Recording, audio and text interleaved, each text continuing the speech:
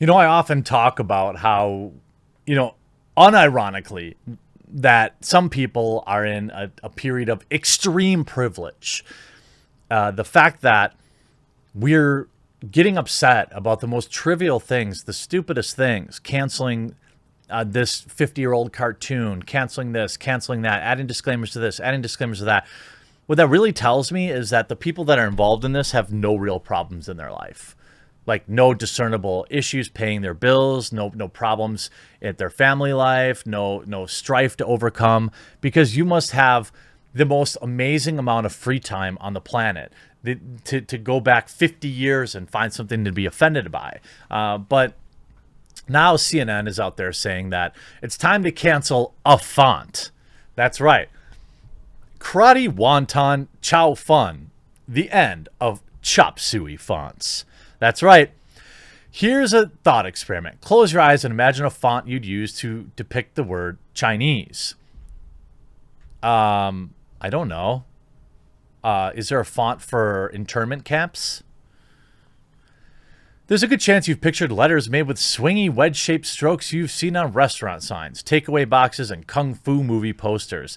These chop suey fonts, as American historian Paul Shaw calls them, have been typographical shortcut for Asianness for decades. Shaw traces font's origins to the Cleveland Type Foundry, which obtained a patent for calligraphy-style printing type, later named Mandarin, in 1883. In perhaps no surprise, in this Eastern-inspired lettering emerged in the late 19th century era when Orientalism coursed feverishly through the West. Mandarin, originally known as Chinese, is the granddaddy of chop suey types, Shaw wrote in the design magazine Print. Neither the food nor the fonts bear any relation to true Chinese cuisine or calligraphy, but has not prevented proliferation of the chop suey lettering and is close to identification with Chinese culture outside of China. Well, this might also shock you, but most Chinese restaurants are not, in fact, run by Chinese people. The food, the cuisine you're getting at these Chinese restaurants is also not Chinese. Type designers in the West have since cooked up many of their own versions. It's not hard to cringe at the Chinese stereotypes. Is CNN shilling for China right now? You know what? Sorry, don't care. If your country has active internment camps where they're sterilizing a group of people, I just don't. You know what? I'm going to keep using that font. I don't care if you're offended by it. Sorry, not sorry. It's hard to not cringe the Chinese stereotypes bundled up with each font package, especially when seen through the lens of today's heightened vigilance towards discrimination. Critics believe that using chop suey typeface is downright racist, particularly when deployed by non-Asian creators. Oh, okay, so now we have a group of fonts that can only be used by certain races of people. Got it. White politicians, meanwhile, have been using chop suey fonts to stroke xenophobia for over a decade.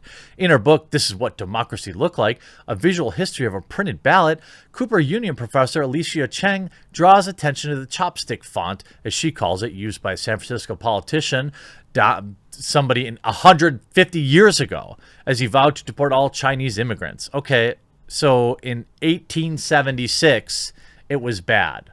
Got it. More contemporary examples are Piet Hoekstra, from the U.S. Senate ambassador to the Netherlands, who ran for Senate in 2012 and was criticized for campaigning with an ad featuring a caricature of a Chinese woman and a website with chop suey lettering. And in 2018, the New Jersey Republican State Committee used a version of an all too familiar font in a mailer going after Korean American Democrat Andy Kim.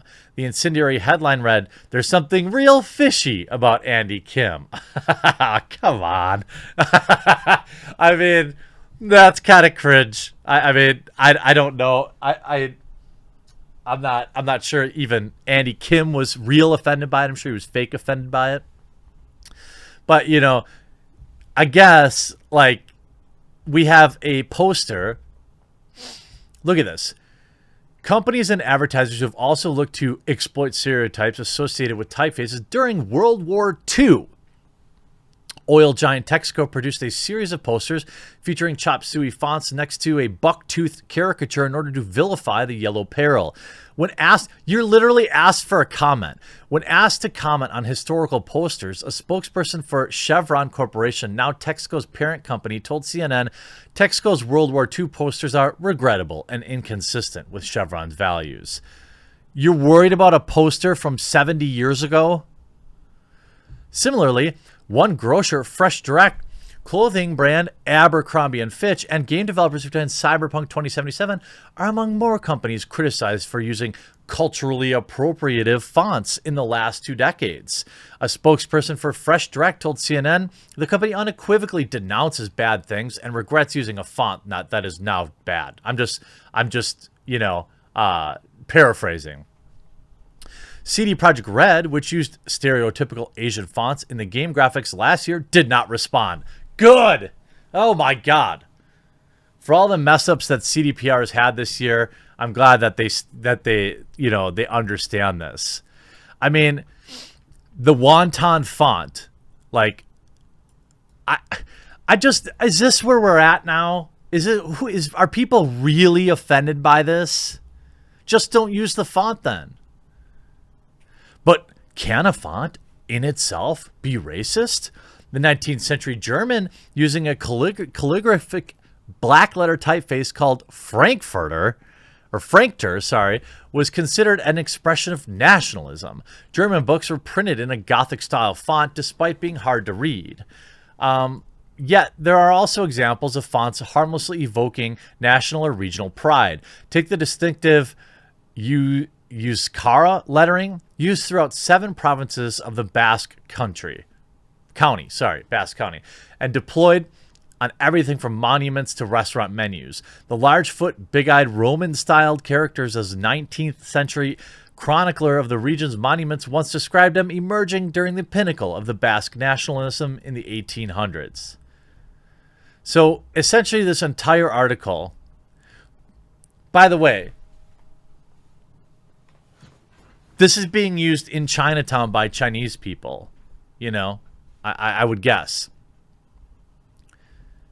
This is CNN.com. There's a growing catalog of high-quality Arabic-type design schools like the Royal Academy of Art and blah, blah, blah. We need to democratize the education of type design across different ethnic and socio and economic backgrounds. Who would have thought fonts would be so complex? There's work to be done, but it's happening. The right way forward is to have bilingual, trilingual, or even multilingual typography, he added, suggesting that the Chinese restaurant menus could perhaps be presented in both English and either simplified or traditional Chinese characters. As a type designer, I want to celebrate those languages, those cultures, what we love is building new typeface that support multiple scripts and languages. And today we're just in such a much better place than we were even just 5 years ago. This is what this is what this is what Big Font has been working on. I don't understand it. Like, are you talking about Chinese-owned restaurants using these fonts by choice? Are they offending people? I don't understand.